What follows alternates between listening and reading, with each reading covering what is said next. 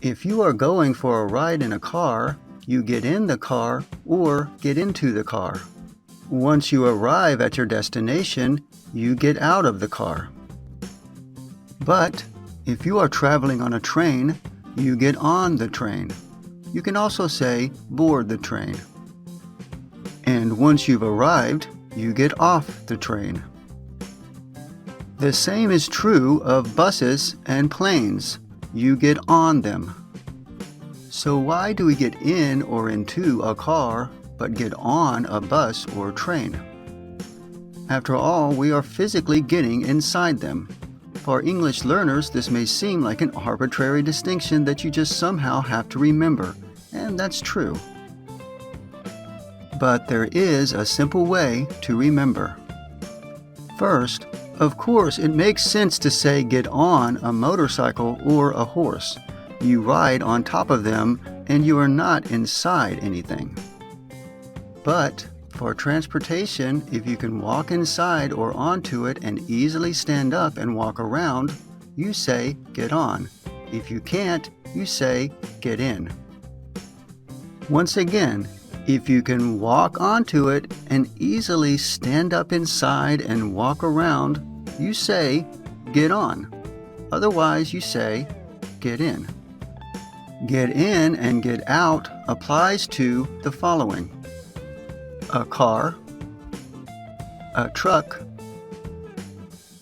a taxi, which is a car, and a van. Get on or get off applies to these: a bus, a train, a large boat or ship, and an airplane. Now let's look closer at a truck.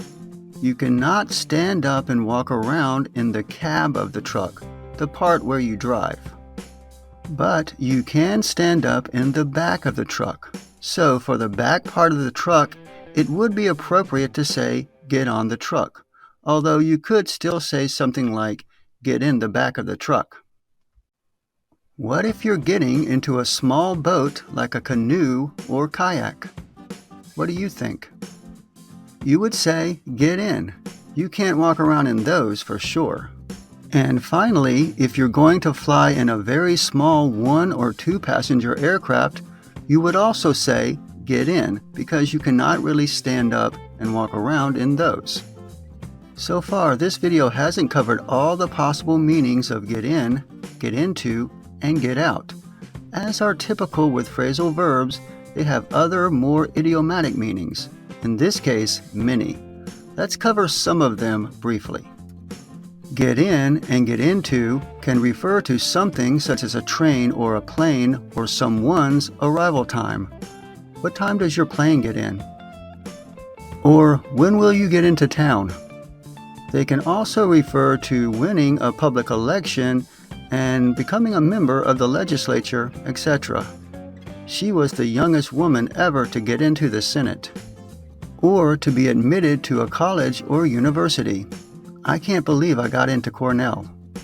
Also, to manage or be able to do something. I got in a couple of hours of language study. To get somebody in can mean to employ someone to do some job on your house or other property. I got someone in to fix the fridge finally. Or to use your influence to help someone be accepted into some organization, such as a school, club, company, etc. He helped me get into Harvard. To get the crops in or get the harvest in means to collect or gather them. We have to get the crops in before the weather turns. And one final and very common usage. To get into something can mean to become interested or passionate about something. I got into music at the age of 14.